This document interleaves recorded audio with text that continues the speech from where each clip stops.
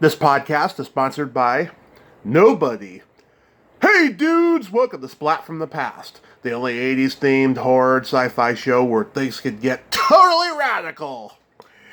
Now, I have got a treat for all of you today because I will be talking to Jonathan Schmock. You all know him as the snooty waiter in Ferris Bueller's Day Off at the Shea, whatever that fucking restaurant was called. I always have trouble pronouncing it. And it's going to be a great conversation today because he's a comedy legend. At the height of the comedy boom, he was in a comedy team with comedy writer Jim Vallely called the Funny Boys. They famously got banned from The Tonight Show when Jay Leno was guest hosting because they made a joke about Elvis's death. And since it's the 45th anniversary this month of Elvis's death, this would be a great conversation to have. Matter of opinion, of course. But Jonathan has had a huge career. He went on to become a developer for Sabrina the Teenage Witch. He wrote, produced, directed sitcoms like Blossom and Brotherly Love and Dharma and Greg and so forth. And it's going to be a great conversation today because he's had all these different, eclectic pieces of his career, and I love talking to people who have had great careers like that, as a lot of you out there know, and I just cannot wait. So, here is my interview with Jonathan Schmock. Hey, Jonathan, welcome to the show. How are you today? Hey, Tommy, I'm pretty good. How you doing? I am just spectacular. This is such a great honor. Thank you for taking the time today. No problem. Love to. Talk about me, my favorite subject. It's great. Awesome. So, going back in time, did you gravitate toward comedy and acting early on in your childhood? I always did. Since the very beginning. I loved comedy and I loved acting, and a lot of people, like in high school, it's, oh my God, what am I going to do? Where am I going to go to school? Mm-hmm. I was just like, well, I'm going to be an actor. And I had parents that were very supportive of me, and much to their foolishness. But, I just always wanted to be, the class clown and funny and get into acting. Yeah, did you get involved in school plays and community theater and all that? Oh, totally, yeah. Loved it all. Yeah. Were there comedians you watched on TV that you liked? Yes. I mean, and this is, of course, when you go into the past, your listeners are going to realize how old I am. I can remember watching Jackie Gleason with my dad, and he just thought he was hilarious. Mm-hmm. And I just didn't get it, but I do now. And I think there was something about kind of being a middle-aged guy that, Gleason just hit that right spot. Right. But I can remember watching, who did I like? I mean, Red Skelton was on TV, and every now and then I'd get to stay up and watch The Tonight Show. Actually, I saw a couple of live acts that, my dad was very supportive of me. I can remember we were in Las Vegas once, and this is a long time ago. Yeah. I don't know if you know of a comedy team, Burns and Schreiber. Oh, of course. They were doing a show at a one of the hotels, Caesar's Palace or something, and my dad talked the Maitre D into letting me into the show, and I was probably 7 or 8 years old. Mm-hmm. And my dad was a lawyer, and he talked to guys, and I can remember them doing the taxi cab bit, the orange juice machine, and we went and saw, there used to be a theater in the Round in San Diego, which is where I'm from, and Sid Caesar and Emma Jean Coca had a live show. Yeah. And I remember we went to that, and I don't remember anything of what they said or what they did, but I can remember seeing them on this crazy, where the stage kind of slowly revolves. Right. But, I mean, my favorites were, I love Jonathan Winters. He was always my hero. The best. Yeah. Yeah, and him, and for some reason, Mort Saul. And again, I did not get anything he was saying, but I just thought he was funny and smart. And, I mean, I guess I got it a little bit. I mean, I wasn't that stupid, but... oh, yeah, I exactly know what you mean, because when I was a kid, there were comedians I didn't get, but I liked their presence, and that's what drew me to laugh at them, you know? Like, exactly. Yeah, I didn't get Richard Pryor, but I thought he was hilarious. Yeah, yeah. Oh, well, those guys. Pryor was great. Yeah. So, yeah, you grew up in that heyday of the changing of the times of comedy, guys with like Shelley Berman and Jack Parr and Steve Allen and all that. Yes, that was my childhood was those guys, and then I kind of lucked into, when I was sort of a teenager, you know, Robert Klein and who else? David Brenner, and then that slow transition into, you know, the golden age, which, I got into Jim Vallely and myself, my comedy partner, and we were just there at the right time when Catch a Rising Star and the Improv and the comic strip and all that stuff sort of just exploded. Yeah, so you guys met in Stella Adler's class, right? We did. I went to NYU, and so did Jimmy, and there were the NYU acting department, theater department, whatever you want to call. Yeah. I forget what they called it officially. Yeah. They had deals with the major professional studios. There's a helicopter going over. And by the luck of the draw, I got Stella Adler, which I thought was just, she was amazing. She was fantastic. And even at that, oh God, there's like 15 helicopters going over. Yeah, it's okay. Maybe we're at war, Tommy. I don't know. Oh God, I hope not. I hope not too. Okay, they're gone. I guess we're safe. Yeah, but it was like Lee Strasberg, Circle in the Square, Stella Adler, the experimental theater wing, which was for all the nuts. And, I got Stella. And Jimmy got Stella, too. And we were in the same classes, and he was the funniest guy there. And so I said, I want to hang out with him, because he's not as serious as all the rest of these people. Yeah. Were there any other classmates that went on to become successful in acting there? Yes. Donna... This is terrible. I'm forgetting her last name. She was big on Broadway. I am totally spacing on her name. You're going to get familiar with me not knowing people's names. And it's okay. I'm a memory refresher. I'm a memory. Yeah, I do. Yeah. God. Donna Ponerato? No. She's very famous. Donna Pescow? Yes, Donna Pescow. Okay. Yeah. And I think she was a year behind us or ahead of us. I can't remember. She hadn't done Saturday Night Fever yet. No, but oh gosh, well, you know, Jane Feist and Jane Ellen Steiniger are still professional actors. Gosh, who else? A lot of other people stayed in the business in other forms. You know, they became agents or you know, something ancillary. Is that a word, ancillary?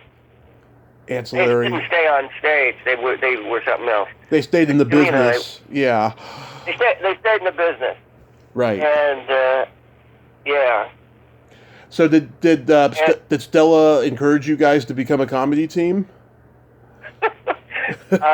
I don't think she knew about it. She was desperately trying to get all of us to grow up a little bit. She was just like, you know, you're not mature. You're not. Actors must be big. They must know things. You're babies. You know. She was very grand.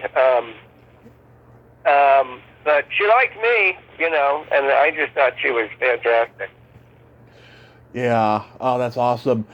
Yeah, Yeah. it was such a smaller world back then. There was no internet. Like, if you were in show business, in the lower ranks and you were in New York or LA, everybody knew each other. Yes. Yeah, it's true. It's true. It's very true.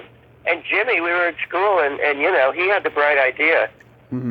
because we would like meet people, agents, whatever, casting people, and they'd say, "Well, if you're ever in anything, let me know." Yeah. And he had the idea, well, if we did stand up, we could be in anything any night we wanted to, and so we did. And so then we'd say, "Yeah, we're going to go on at Catch a Rising Star," or that was our main club tonight. And that's how we started in comedy.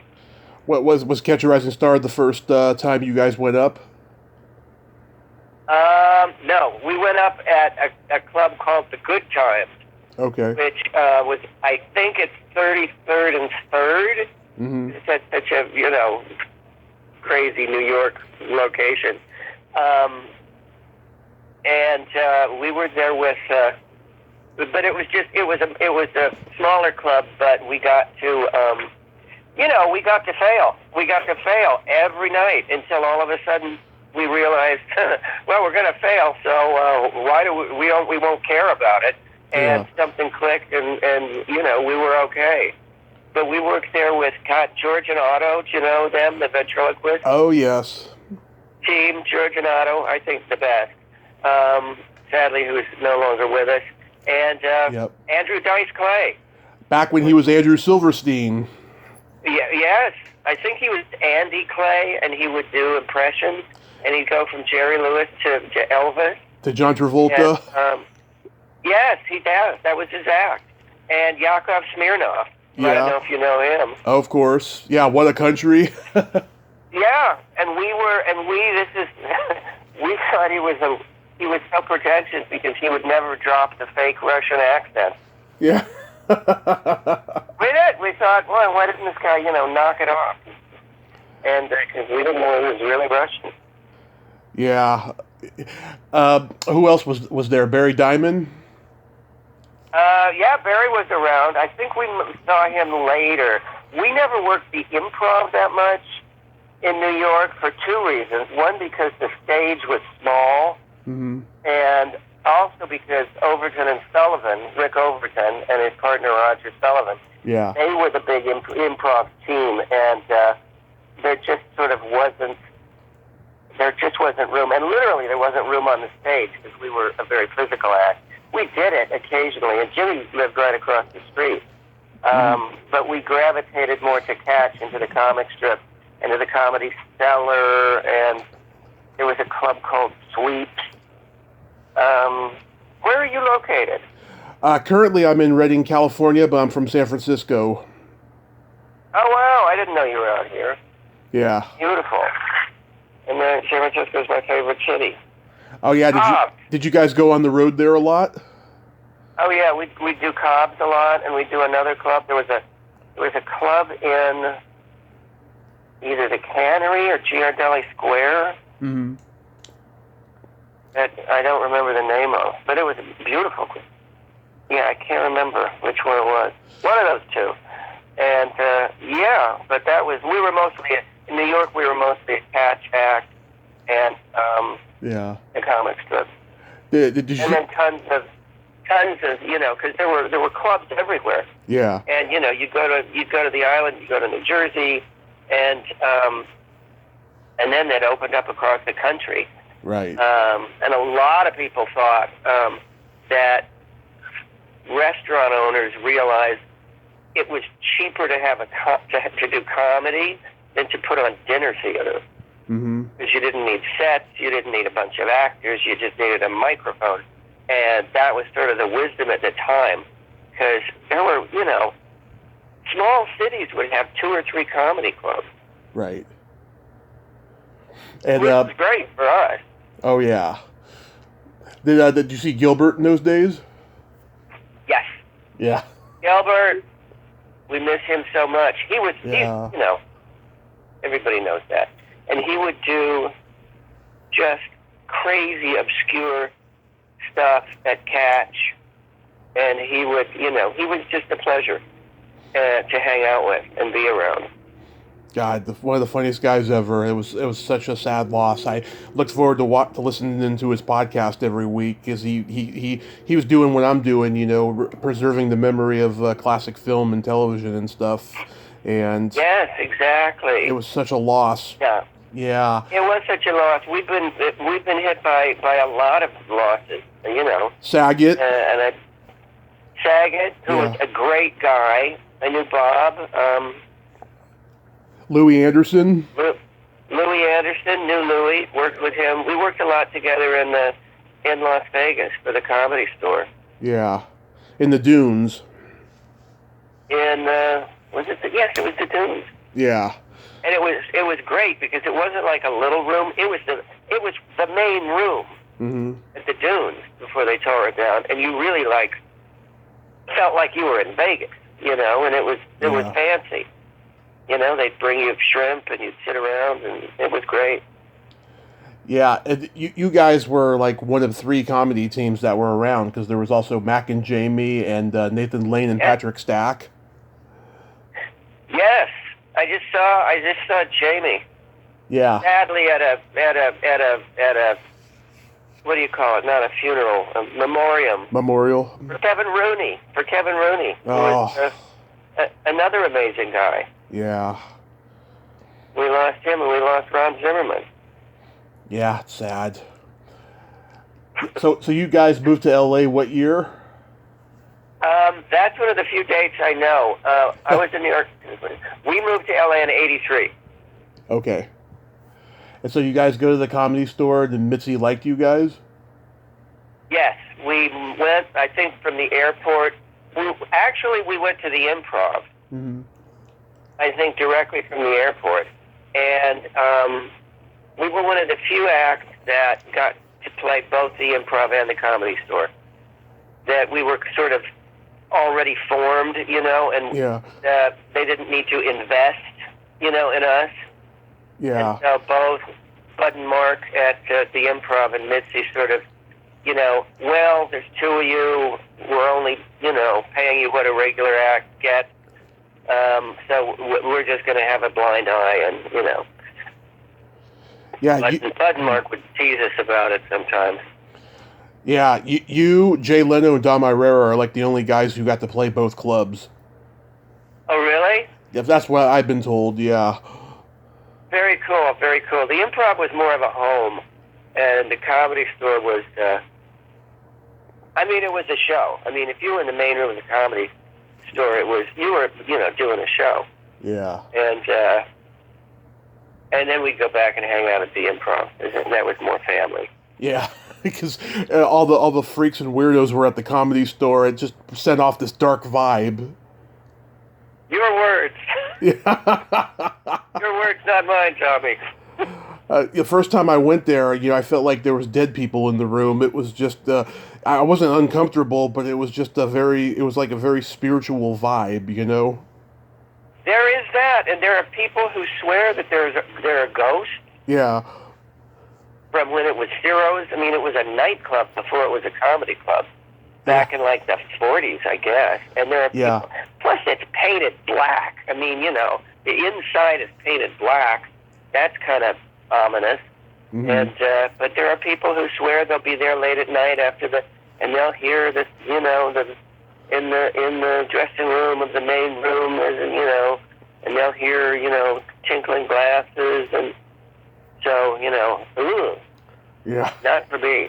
Yeah. Oh, yeah. Legend has it Blake Clark saw a ghost there, and he was, closing up the place late at night. He saw the ghost. He ran out of there, and he called Jim Varney to come and, help him lock up.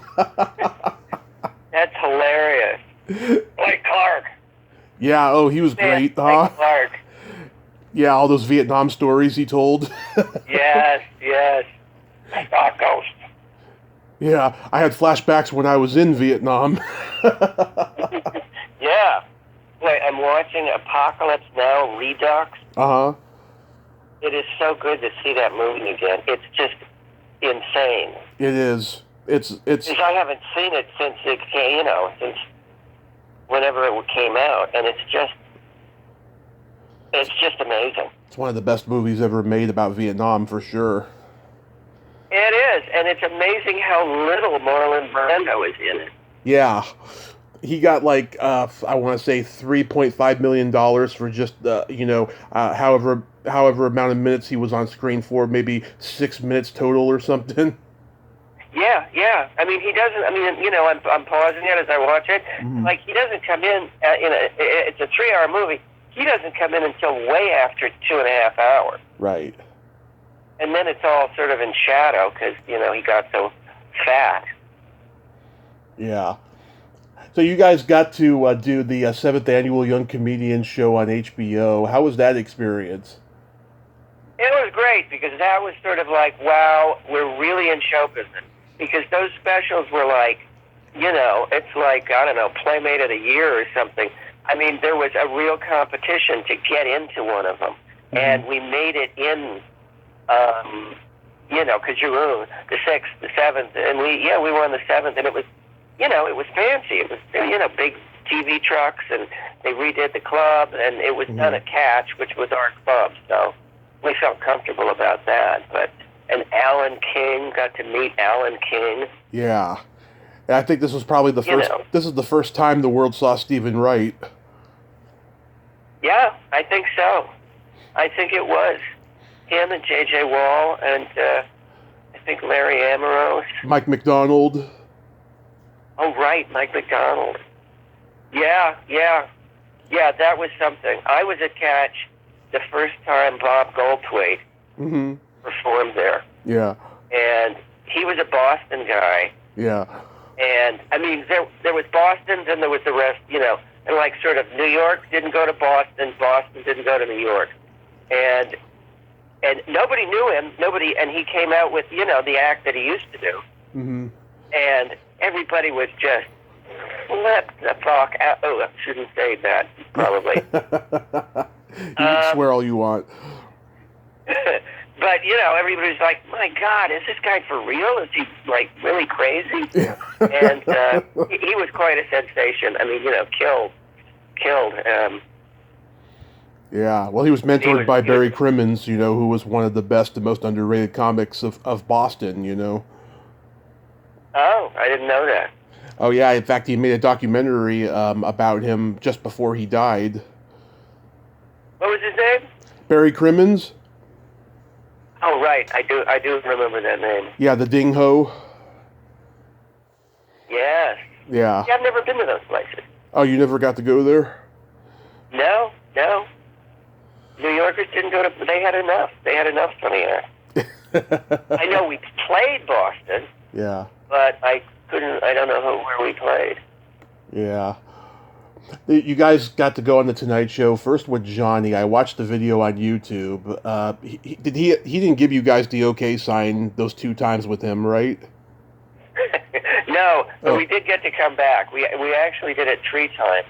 Yes. And to do it with Johnny was great, and to get to come back because, I mean, I don't know if this was true or not. Mm-hmm. He liked monologists. He did not like teams. That's what I heard. Yeah. And there was, I think they made him put on this Canadian team a lot. Mm-hmm. Skiles and Schuster or somebody, just because, so that, Canadian people would watch The Tonight Show. Yeah. But he was great to us, and both times with him, and the most nervous you've ever been in your life. It was like going into to do a bullfight. It was just, the first time.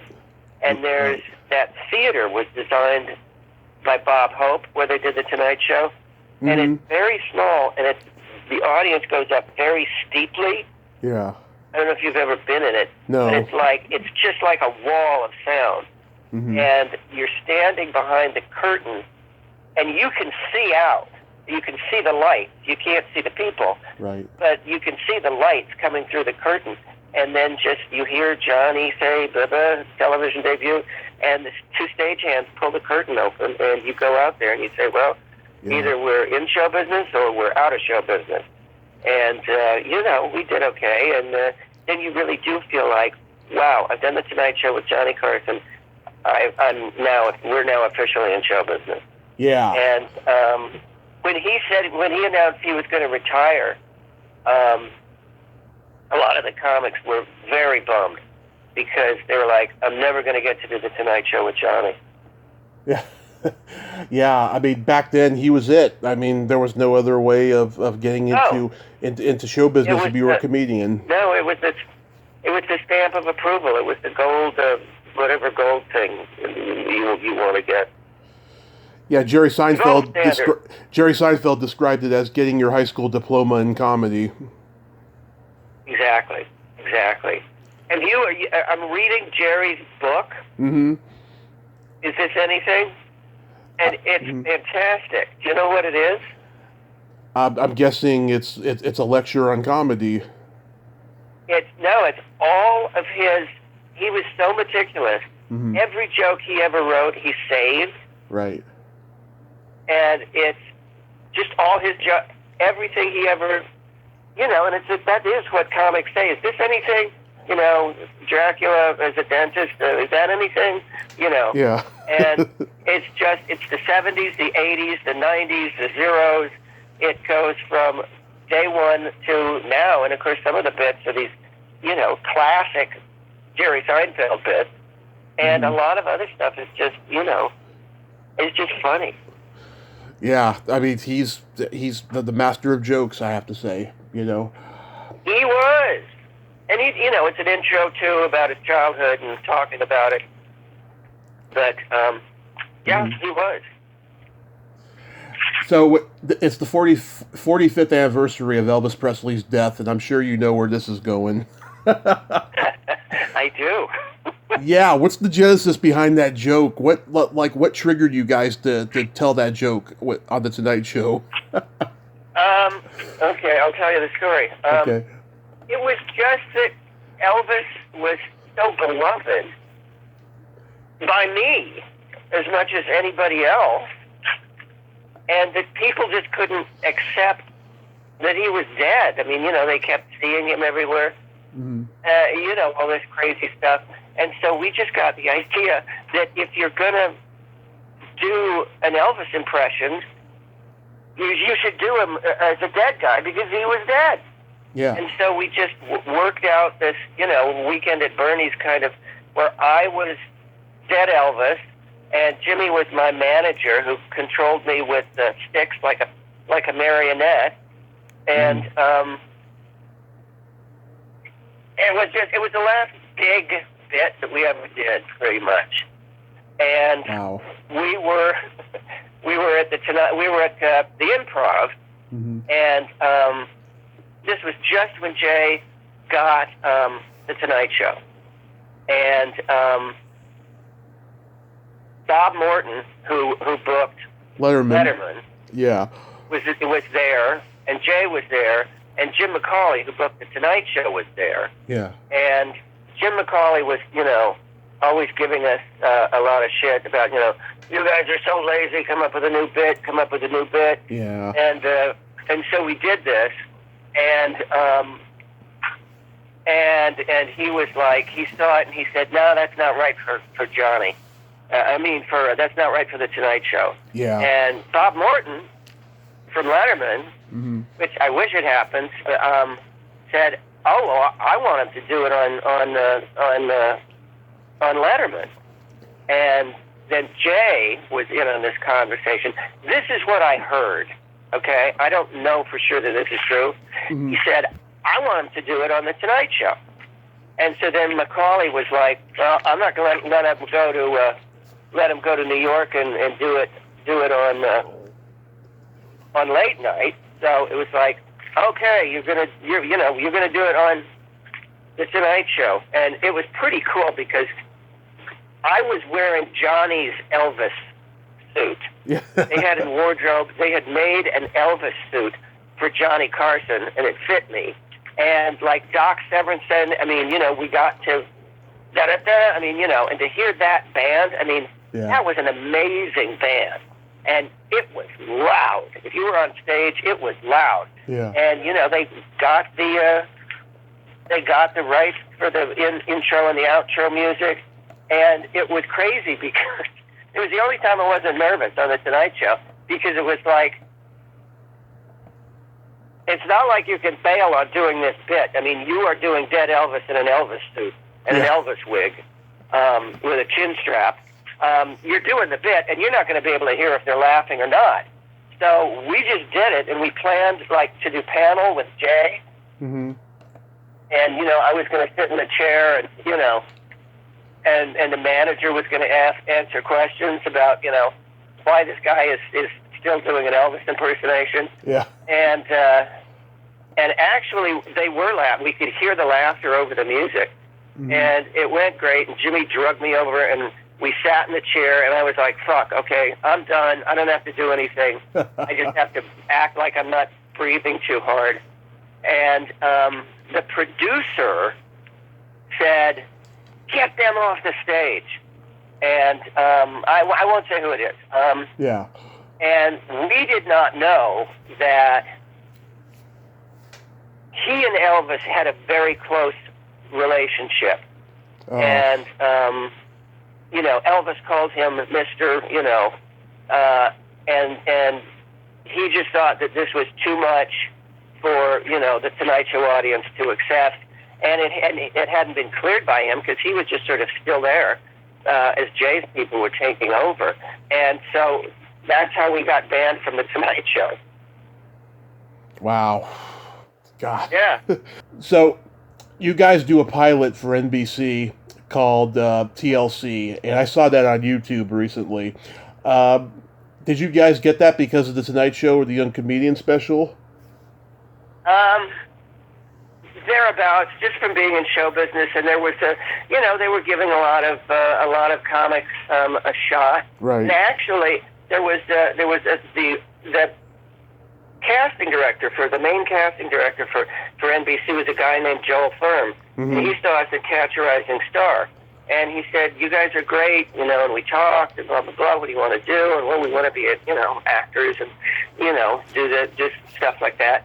And he said, "Okay, well, I think we're going to work together." Mm-hmm. And, you know, he laughed, and we're like, "Yeah, right."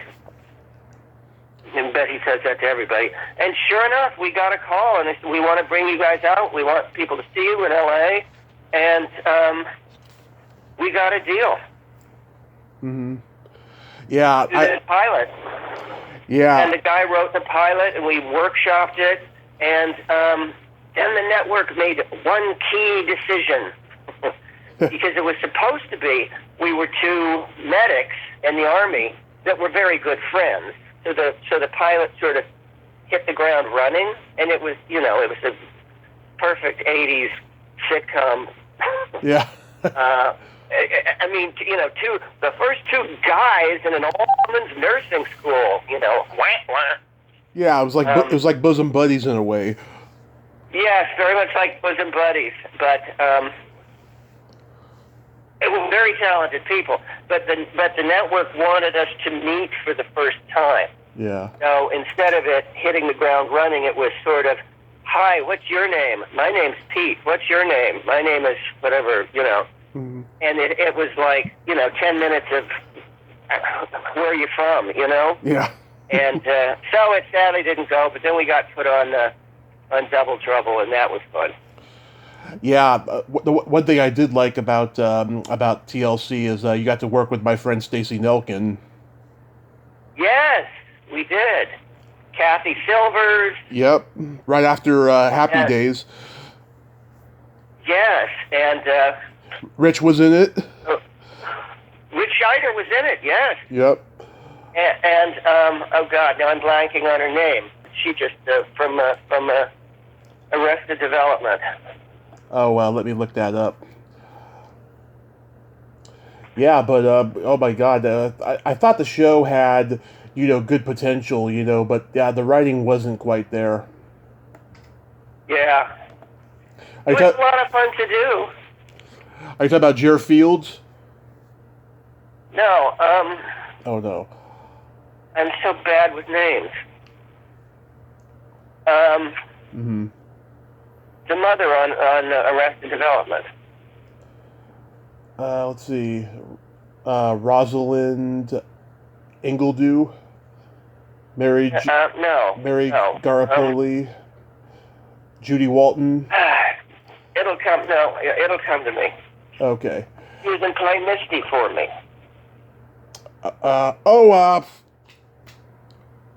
Jessica.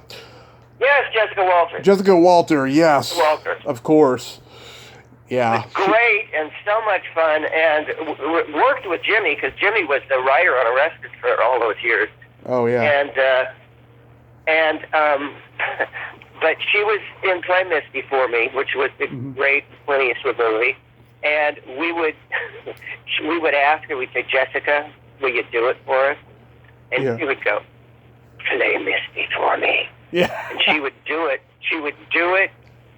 Every time we asked. She was so much fun to work with. That's good. How was working with Gene and Liz Segal? Great. Fantastic. Yeah. We are still very good friends. I just saw I just saw them both. But I saw Liz just the other day. Yeah. She's become an amazing writer, and Jeannie's a director, and it was great. I mean, it was great working with them. Yeah, I interviewed an actress. I interviewed an actress a couple months ago. She played their friend on there just before you guys got on there, and we think you guys may have replaced her. She was kind of the comic relief in the first 2 episodes. Oh, well, no hard feelings. We didn't mean. Yeah, her name's Yvonne Kezios. She made an attempt to do stand-up back then, but it didn't work out for her. But she's a very funny lady. Oh, cool. You are my 3rd guest from the Rosebud Beach Hotel. Are you kidding me? Nope. I mean, you really dig. I get around, yes. I've talked to Hank Garrett, who's an old Borscht Belt guy, and Durga McBroom of the McBroom Sisters. What was your experience like on that movie? That was such a great time. I mean, Harry Hurwitz. Yeah. I mean, this is a Splat from the past. Everybody we're talking about is gone now. Yeah. He was this amazing guy. Yeah. And when we were in New York, he was a suit. He was like a producer, a guy in a suit for this company. And they had acquired this property, which was a animated French cartoon. And it was all in French, and Bill Murray played one of the characters. Oh. And it was a prehistoric cartoon about, like, the missing link, and it was all animals. And Harry hired us to rewrite in English and redub the entire movie. So we did, and they left Bill Murray's voice, and we did basically all the other voices in this movie. And that's how we met Harry. And then when we're out here, much later, we found out, this guy is not an executive who wears a suit. Yeah. He's like a crazy director who did The Projectionist and all these amazing movies. And his method was like, he would raise enough money and he would shoot until the money ran out. And so we were shooting in all these weird places, and he wanted to call the movie Grand Motel, which is a great title for a movie, but they wouldn't let him use that. So Colleen Camp was in it, Peter Scolari was in it. Eddie Deason, and it was a lot of just making stuff up and improvising, and working with him like that. Do this, try that. And it was great. We were in a big movie. It seemed like a big movie to us. Yeah. But then you get cast as the Maitre D in Ferris Bueller's Day Off. Yes. That really changed my life. We were getting into writing, Jimmy and I, and I think I don't know who it was introduced us to John Hughes, and he was a player. He sort of was just writing his own ticket at that point. Oh yeah. And we would just hang out with him, and he was such a great fan of comedy, of comedians, and we just pitch him stuff, and he was sort of talking about a buddy comedy about two guys on the road together, and it eventually what became Planes, Trains, and Automobiles. Oh yeah. But he would just like, call and say, hey, I got a print of Some Like It Hot, or I don't know what. Yeah. Come on over to the screening room, on the lot. And then we were like, oh yeah, well, of course. Yeah. We'll do that. And one time he said, yeah, I'm doing this thing, Ferris Bueller's Day Off. There's a part in it for a Maitre D, and you guys should go and audition. Mm-hmm. And we did, everybody did. And I ended up getting it, and it was just a fantastic experience. It just seemed to click. Yeah. And there's something about that movie, and he tried to make it timeless without using a lot of references and having the clothes be kind of not too period.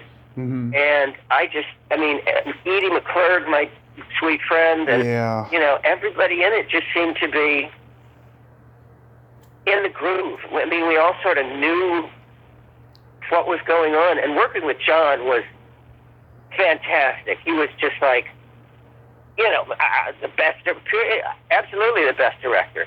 I mean, and he was such a fan, and he'd sit right by the camera lens, and he would just be such a fan. And we improvised, and we both smoked at that time. Yeah. And so, we'd go outside and smoke a cigarette, and what about this? What about that? Hey, do you have any ideas? Yeah. Just very generous and shot. I mean, so much footage. I mean, and I'm surprised they haven't done. They could do a whole nother movie. I mean, I had other scenes. The two valet car parkers. Oh yeah. They had a whole story. Yeah. Every place that Ferris and Cameron and Sarah went. Yeah. The valet car parkers were like either 5 seconds before or 5 seconds after. Oh, that would have been perfect. Yeah. And at the stadium, at this whole choreographed thing. And John said to I forget his last name, Larry. He said, "I got good news, and I got bad news." Larry Jenkins. You're in the movie. You're in the movie, but I had to cut out your old story. But he was great. I mean, Yeah. He was great, and so many just little things just seemed to. I mean, I did the first scene with a French accent. Oh. And he said, I don't know about that accent. I think, I don't want it to be like Serge from Beverly Hills Cop. What else? What else can you do? What else can we do? And we sort of decided that, doing that sort of flat Chicago, accent, that Midwestern accent that Edie does in the movie too, that for a very pretentious guy, that was funny, and I think it worked. Yeah, it certainly did. I mean, you exuded the right amount of snootiness to make this character timeless. Yes, it's just those guys that are so judgmental and have no authority, really. Yeah. and that's what it is. And I've played them before and since, and it's just funny. It's just that guy who just.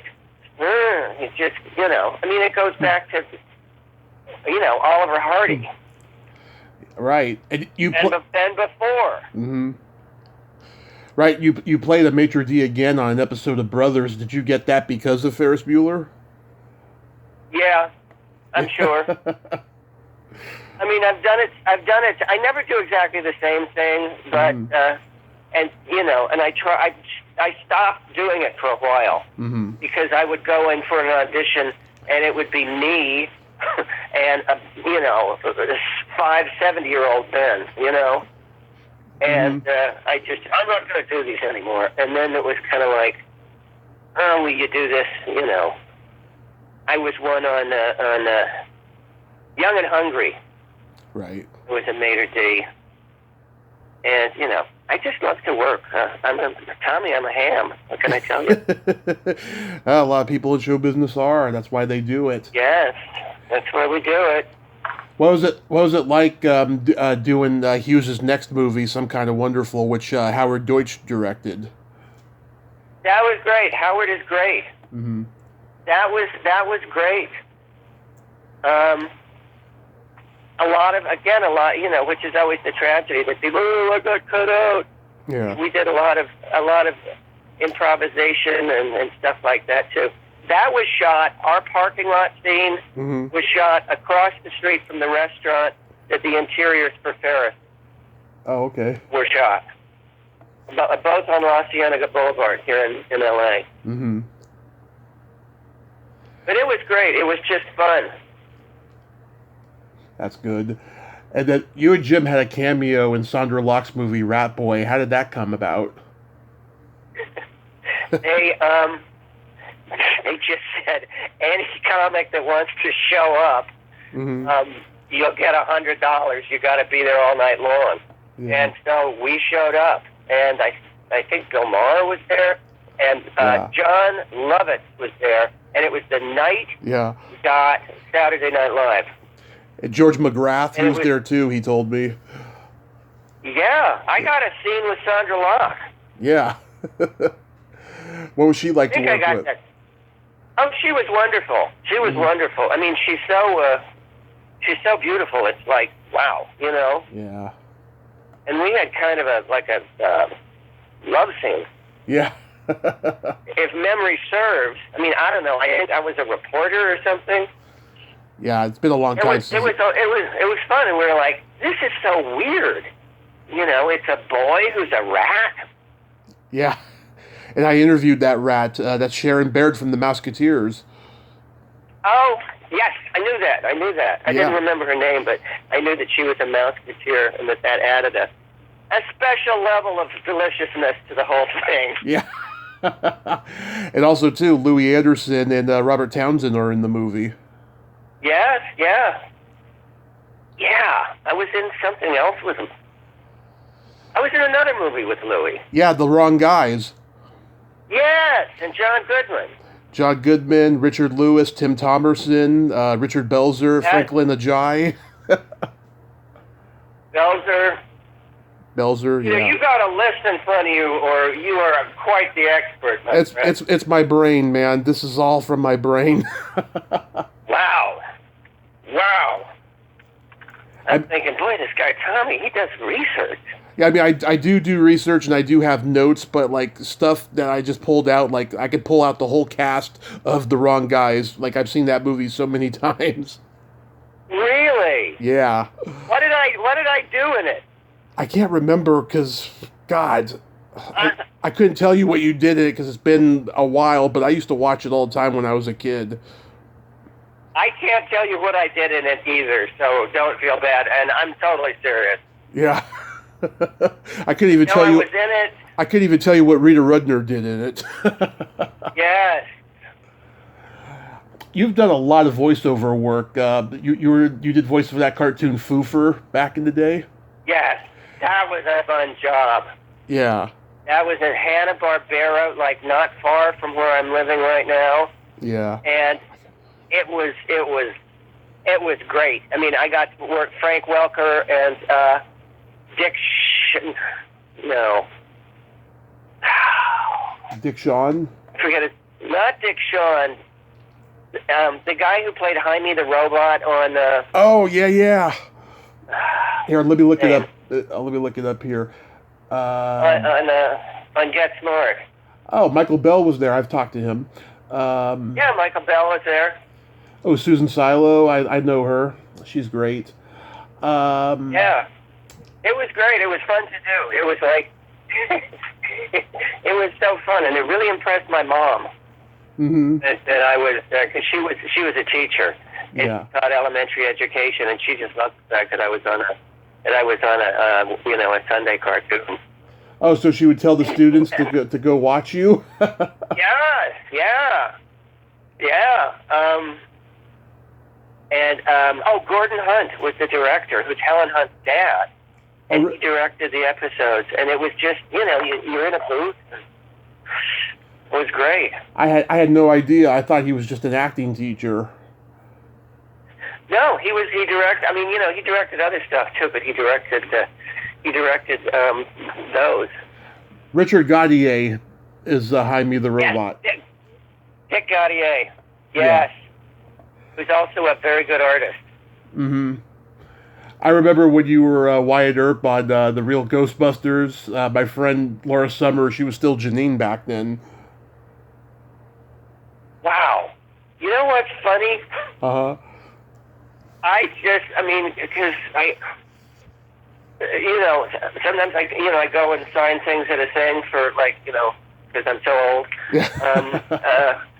And I was like, God, I should have memorabilia. So, I'm looking myself up, and it's just it was the voice of Wyatt Earp on a cartoon. And again, no memory of that.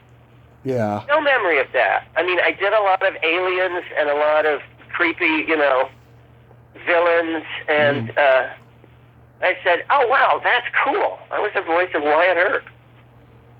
Yeah. Sure, it must have been, very... Yeah, you... Wyatt Earp. I remember that.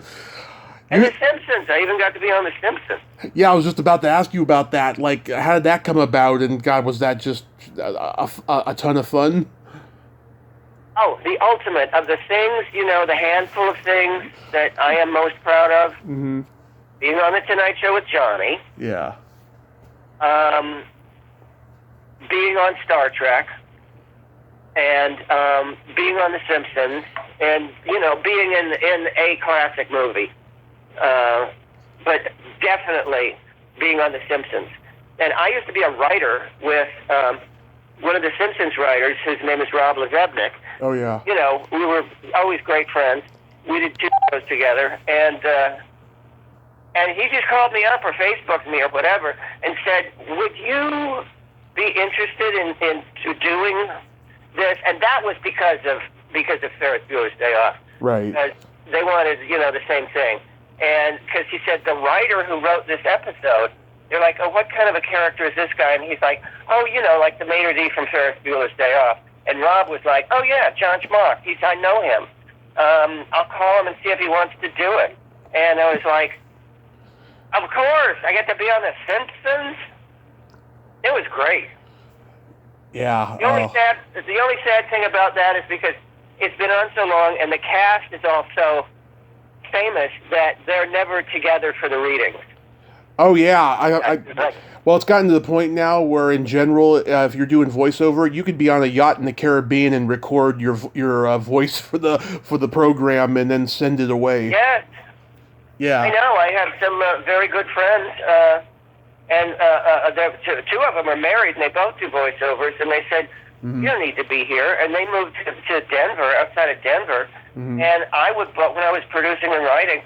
I would book them all the time, and it would be like a line, whatever that special fancy phone line is, and it would be like, they're in the next room, and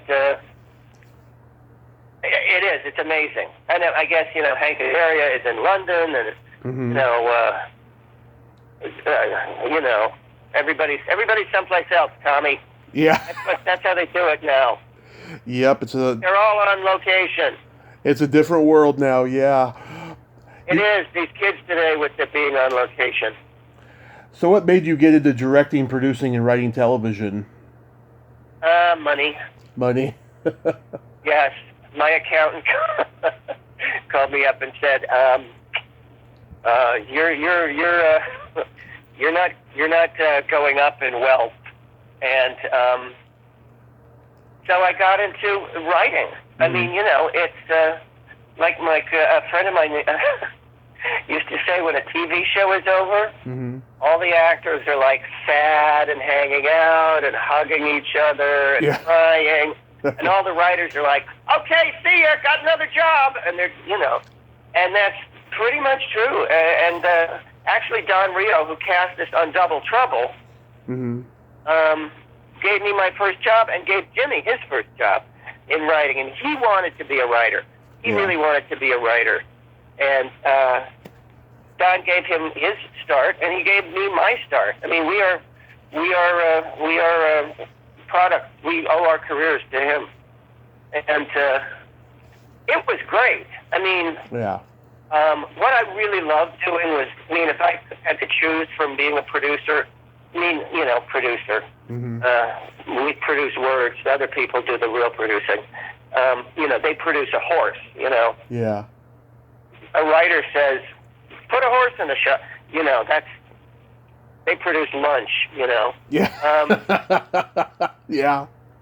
But of acting, directing, and writing, I mean, you know, I really love directing. I love it. You did, It's yeah. I mean, you got to do it for shows that had pretty good runs: Blossom, Brotherly Love, Dharma and Greg. Yeah. And you developed Sabrina the Teenage Witch. How did that come about? That came about, well, it came about because I had a very good agency, and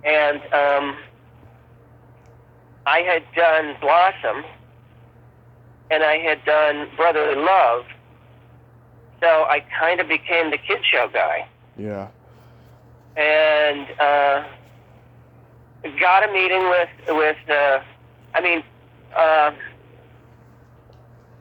Paula Hart, Melissa's mother. She's a very smart businesswoman, and she'd gotten the rights to Sabrina from the Archie comic for her daughter, which was a great idea to have and a great thing to do. So it was all her idea, and I flew to. Melissa was in a movie in Charleston, South Carolina, or someplace, and I flew through a terrible blizzard-like storm.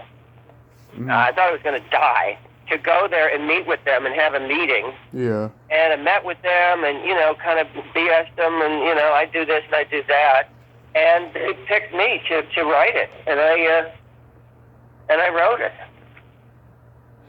Yeah, it's funny because, you know, back in the 60s, there was the Addams Family, the Munsters, I Dream of Jeannie, Bewitched, My Favorite Martian, and then the fantasy sitcom fizzled out, but then by the 80s, and you were on some of these shows. There was Out of This World, Alf. Yeah. There was this horrible one called The Charmings. There was Small Wonder. It came back, but like some of these shows were popular. Some of them didn't work. But then when this show came on, it was huge, and it still is. You know, it's like the timing was right. Yeah, it was, and I had to leave it very early on. That's why I developed it. I had to leave it early on. You know, it just kept going, and I probably would have screwed it up if I'd stayed. But yeah, it was a big deal. Did you leave after the second season or? No, I left before the pilot was made. Oh, okay. Because I was contractually. That was when Brotherly Love, NBC dropped Brotherly Love. And so I went on and did other things. Jimmy went on and did other things. And then it got picked up by the WB, and nobody would thought that would happen. Yeah. But contractually, I had to go back to that. Not had to, but I did. Does anything stand out, though, from being on Out of This World and Alf? The fact that I can say now that I was on Alf is, I think, fantastic. I think it's fantastic, and it was fantastic to be on it because it's all like the set. I hate to break. I hope I'm not breaking the news to anybody, but Alf was a puppet. Yeah. And the whole set was like 4 feet. You know, it was like you'd walk around the kitchen and you'd be on like a bridge.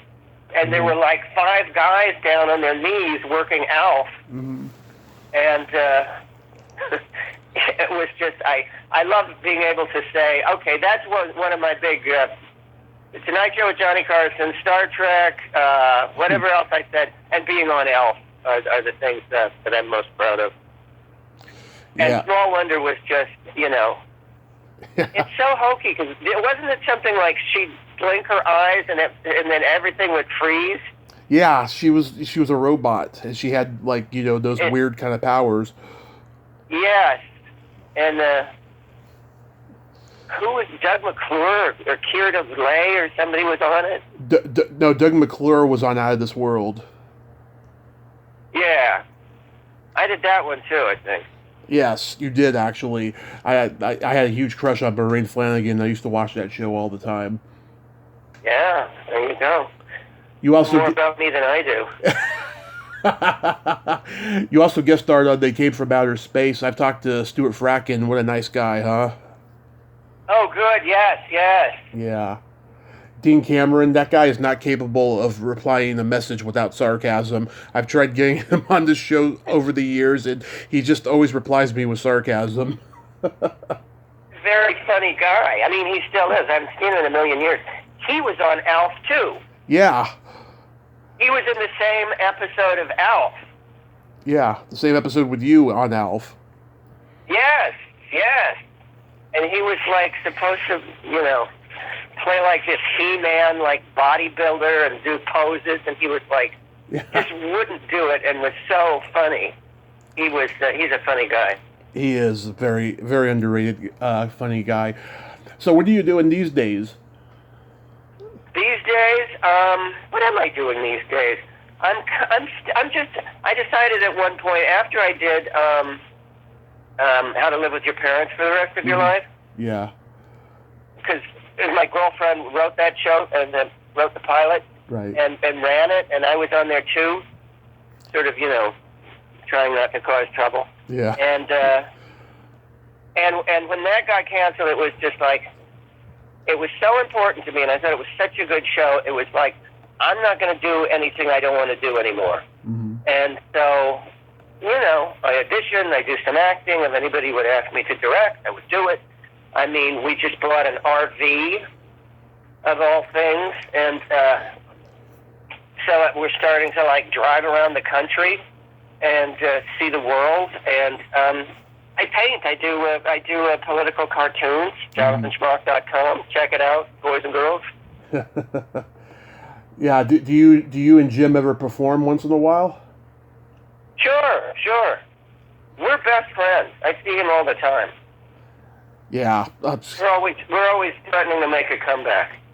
I hope you guys do. I mean, you're both funny guys. You had a very unique act. Yes.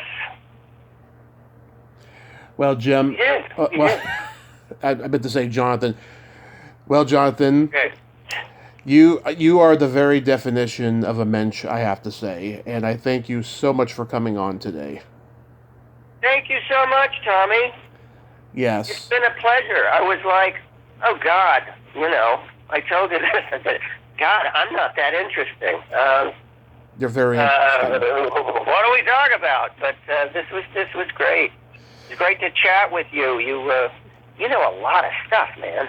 Yeah, I've been a historian my whole life, and only in the last 5 years, I have found a platform to let the world know it, and I'm so blessed to talk to amazing people like yourself. And I just hope you have a great rest of your summer, and yeah, I hope the Funny Boys make a comeback. Great, I will. I'll work on it. Awesome. By the way, I noticed you do Comic Cons. Do you have any convention appearances coming up? No, I do not. There's one. There's going to be one here in Burbank, but I forget what it is. Mm-hmm. And there's talk of getting together a lot of the people from Ferris and doing sort of a mini one with Cindy Pickett and Lime and Ward and as many of us, that want to do that. Yeah. They're fun to do. They're fun to do. It's nice to hear, hey, I liked what you did. Who doesn't want to hear that?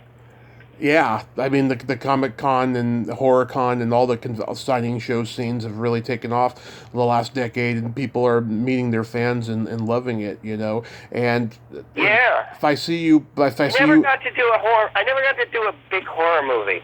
Yeah. I always regretted that. I don't like them because I don't like being scared. Right. I was up for one, and I didn't want to do what they wanted me to do because it was so weird and gross. Yeah. But yeah.